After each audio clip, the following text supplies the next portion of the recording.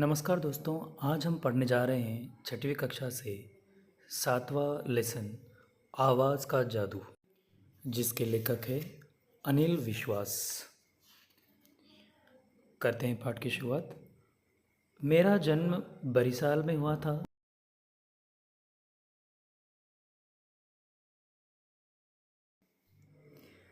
मैं 4 साल की उम्र से ही तबला बजाने लगा। माँ नियमित रूप से पूजा करती और भजन गाती थी, तो मिट्टी से बना एक खास तरह का बाजा खोल मैं ही बजाता था। मेरी माँ की संगीत में बेहद रुचि थी। लाल मोहन गोस्वामी उन्हें संगीत सिखाने हमारे घर आया करते थे। उनके भजन सुनते सुनते ही मैंने संगीत सीख लिया। बचपन में मैंने शैतानियाँ भी बहुत की। खासकर अमावस की रात हमारे लिए शैतानियों की रात होती थी। हमारी टोली दिन में टोह लेती थी कि किसके बगीचे में फल ज़्यादा है। फिर रात में सब मिलकर वहाँ धावा बोलते थे। तो लेखक जो है यहाँ पर अपने बारे में बता रहे हैं और बता रहे हैं कि जब वो छोटे थे उस समय जो है वो एक बाजा बजाते थे और उनकी संगीत में बहुत रुचि थी। और संगीत के टीचर लाल मोहन गोस्वामी उन्हें संगीत सिखाने घर आया करते थे, उन्हें यानी उनकी माँ को। तो साथ ही साथ लेखक भी उनके साथ में ही संगीत सीख लिया। तो बचपन में ये बहुत शैतानियाँ करते थे। ख़ास करके दिन में वो टोह लेते थे, यानी बगीचों में देख लेते थे कि कहाँ पर फल ज़्यादा है, वो वहाँ पर धावा बोल देते थे, यानी कि अटैक कर देते थे। 11 साल की उम्र में ही मैं क्रांतिकारियों के संपर्क में आ गया था। क्रांतिकारी दल में सक्रिय रहने के साथ साथ पढ़ाई में भी अव्वल रहता था। क्रांतिकारियों का साथ देने के कारण जब पुलिस बहुत तंग करने लगी थी, तो एक दिन मैं घर से भाग निकला। पास में थोड़े से पैसे थे। भूख भूख से लड़ना कठिन होने पर एक पैसे के मुरमुरे लेकर पानी पी लेता था। कई दिन इसी तरह गुजारे।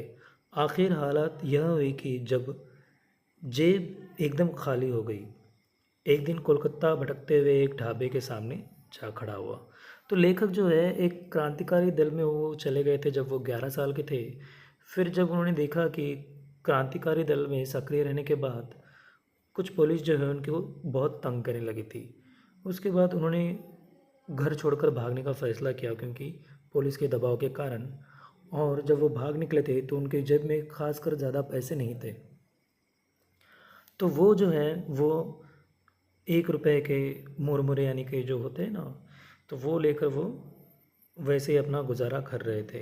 तो एक दिन उन्होंने सोचा कि जब जेब खाली हो गई, अब खाने के लिए पैसे नहीं हैं, तो उन्होंने सोचा कि कुछ काम कर लेता हूँ। फिर वो क्या किए कि कोलकाता में भटकते हुए एक ढाबे पर पहुँचे। क्यों भाई, कुछ काम काज है? पूछने पर ढाबे के मालिक ने मुझे सिर से पांव तक देखा। कुछ हैरान होकर बताया, काम काज तो है, तुम करोगे? मैंने सिर हिलाया, हाँ करूँगा। मालिक तुरंत बोला, लेकिन 2 वक्त के खाने के अलावा कुछ नहीं मिलेगा, और हाँ, काम ख़त्म करके यहीं ढाबे के सामने सोना होगा। तो जब वो ढाबे के मालिक के साथ बात करता है कि मुझे काम कुछ चाहिए, ढाबे का मालिक बोलता है, वो थोड़ा हैरान होता है और नीचे से ऊपर उसको देखता है कि वो किस अवस्था में है। फिर वो उससे बोलता है कि ठीक है, तुम्हें काम ज़रूर मिलेगा, लेकिन जो है 2 वक्त का खाना मिलेगा, आपको पैसे नहीं मिलेंगे, और काम ख़त्म होने के बाद रात को जो है ढाबे के सामने सोना पड़ेगा। तो ये उनकी डील थी, ये उनकी कंडीशन थी। ढाबे के सामने एक पोखर था, उसी के किनारे बैठकर मैं बर्तन मांजता था। रात के वक्त बर्तन मांजते मांजते बरिसाल का नदी तट याद आ जाता। तब मैं अपनी किसान वाली आवाज़ में गाना शुरू कर देता। एक दिन एक व्यक्ति ने मुझसे पूछा, रात के वक्त पोखर के किनारे बैठकर तुम ही गाते हो? वहाँ जादूगर मनोरंजन सरकार थे, जो ढाबे के स्थायी ग्राहक थे। उन्होंने बताया, मेरे एक मित्र हैं, सामने वाली कोठी में रहते हैं। वही पूछ रहे थे, कह रहे थे कि कोई लड़का वहाँ बहुत उदास स्वर में गाता रहता है। वे तुम्हारा गाना सुनने के लिए हर रोज़ बरामदे में कुर्सी डालकर बैठ जाते हैं। तो जब ये लड़का काम कर रहा था तो उस वक्त जो तो उसको अपने गांव की याद आ रही थी। तो उसने किसान वाले आवाज़ में, मतलब जो पुकार के एकदम गा रहा था रात के वक्त बर्तन धोते धोते। तो उस वक्त जो है एक बरामदे के सामने एक एक शख्स जो है वो उनका गाना सुन रहे थे और उनको बहुत अच्छा लग रहा था। तो मुझे दूसरा जो उन्होंने आकर पूछा उनसे कि क्या हो तुम ही हो, वो थे जादूगर मनोरंजन सरकार। तो वो ग्राहक थे उस ढाबे के। तो उन्होंने इससे बात करने पर उस लड़के ने कहा कि हाँ वो मैं ही हूँ जो रात को गाना गा रहा था। तो एक एक दिन खाना खाने के बाद मनोरंजन बाबू ने पूछा, एक महफिल होने वाली है अनिल, वहाँ चलेगा मेरे साथ? मैंने कहा, चलना तो चाहता हूँ मगर मेरे पास धोती कुर्ता नहीं है, चप्पल भी नहीं है। आखिर मैंने अपनी बनियान को साबुन से रगड़ रगड़ कर धोया, अपने मित्र पन्ना से धोती कुर्ता मांगा और नंगे पांव चल पड़ा मनोरंजन सरकार के साथ। तो एक दिन जो है मनोरंजन सरकार खाना खाने के बाद वो उससे पूछे अनिल से यानी कि लेखक से कि क्या तुम मेरे साथ चलोगे, एक महफिल है मतलब एक म्यूज़िकल कुछ प्रोग्राम है, तो उसमें अगर तुम मेरे साथ आओगे तो अच्छा रहेगा। तो ये सुनकर वो बोलता है लेखक कि यस मैं आना चाहता हूँ, लेकिन मेरी जो है मेरे जो कपड़े जो है वो अच्छे नहीं हैं। फिर भी उसने क्या किया, अपने मित्र पन्ना से धोती कुर्ता लिया और अपनी बनियान को अच्छे से रगड़ रगड़ कर धो दिया। महफिल थी राय बहादुर रघुनाथ अधिकारी के घर पर। वे उन दिनों बंगाल में स्कूलों के महानिरीक्षक। वहाँ पहुँचते ही मेरे मुंह से निकला, बाप रे बाप, लगता है किसी राजा महाराजा का महल है। अंदर का दृश्य एकदम अद्भुत था। विमल चटर्जी नाम के एक सज्जन गाना गा रहे थे। उनका गाना समाप्त होते ही मनोरंजन सरकार ने अधिकारी जी को बताया, साहब इस लड़के का नाम अनिल विश्वास है, यह लड़का बहुत अच्छा गाता है।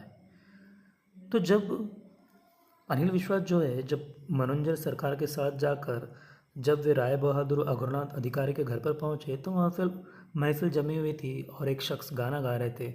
उनके गाने गाने के बाद ही मनोरंजन सरकार ने कहा कि आप इसे सुनिए, ये लड़का बहुत अच्छा गाता है। मुझे अपना आत्मविश्वास डगमगाता दिखाई दिया, मगर चारों तरफ से हो जाए की फरमाइश के बाद गाना गाने के सिवाय कोई और चारा नहीं बचा। तो कहीं ना कहीं लेखक जो है वहाँ डरे सहमे से थे। और जब किसी को गाना गाना होता है और सामने जो है पब्लिक बहुत होती है तो डर तो लगता ही है। जितने देवी देवताओं का स्मरण कर सकता था सबको मन ही मन में मैंने प्रणाम किया और माँ काली का गुणगान करता एक भजन गाना शुरू कर दिया। फिर एक और भजन गाया, इसका अनोखा असर हुआ। भजन पूरा होते ही जतीन्द्र मोहन महाशय ने मुझे गले लगा लिया, जैसे कि आप इनकी फ़ोटो देख सकते हो। कुछ देर बाद खाना परोसा गया, बड़ी सी थाली में 36 प्रकार के व्यंजन। मेरी समझ में नहीं आ रहा था कि क्या खाऊं और क्या नहीं। तो जब वो गाने को शुरुआत कर रहा था तो एक प्रकार का डर जो है उसके मन में था, लेकिन फिर भी उसने देवी देवताओं को स्मरण किया यानी कि याद किया और किसी तरह से भजन गाना शुरू कर दिया और उससे सब लोग जो है उसकी तारीफ़ करने लगे। मैं चलने लगा तो अगर बाबू ने अलग बुलाकर पूछा, कहाँ रहते हो? मैंने कहा, जिस ढाबे में काम करता हूँ वहीं उसके बाहर सो जाता हूँ, समझ लीजिए फुटपाथ पर। न नीचे चादर न सिर पर छत, देख रहे हैं ना, मेरे पैरों में चप्पल भी नहीं है। तो अगर बाबू ने जब उनसे पूछा कि अगर बाबू को लगा कि उसे पूछ तो लेता हूँ कि ये कहाँ रहता है, क्योंकि इतना नेक बच्चा है, इतना टैलेंटेड बच्चा है। उन्होंने प्यार से कहा, तुम्हारे गायन से मैं प्रभावित हुआ हूँ। प्रभावित यानी अट्रैक्टेड हुआ हूँ, इम्प्रेस हुआ हूँ। तुम ऐसा करो, हमारे घर आ जाओ, ऊपर बरसाती में तुम्हारे रहने की व्यवस्था कर दूंगा। मेरे दिमाग में कितने ही विचार बिजली की तरह गौंद गए। मैंने तपाक से पूछा, मुझे काम क्या करना पड़ेगा? तुम्हारे स्वाभिमान को मैं ठेस नहीं पहुंचाऊंगा। यहाँ रहने और खाने के बदले तुम्हें 2 काम करने पड़ेंगे। मैं उनकी तरफ देखता रहा। अगौर बाबू ने आगे बताया, मेरा बेटा ढाका में पोस्ट मास्टर जनरल है, उसके बच्चे मेरे पास रहते हैं, एक पोता और एक पोती। दोनों छोटे हैं। तुम्हारा काम होगा सवेरे कुछ समय के लिए उन्हें अक्षर ज्ञान कराना। और दूसरा काम?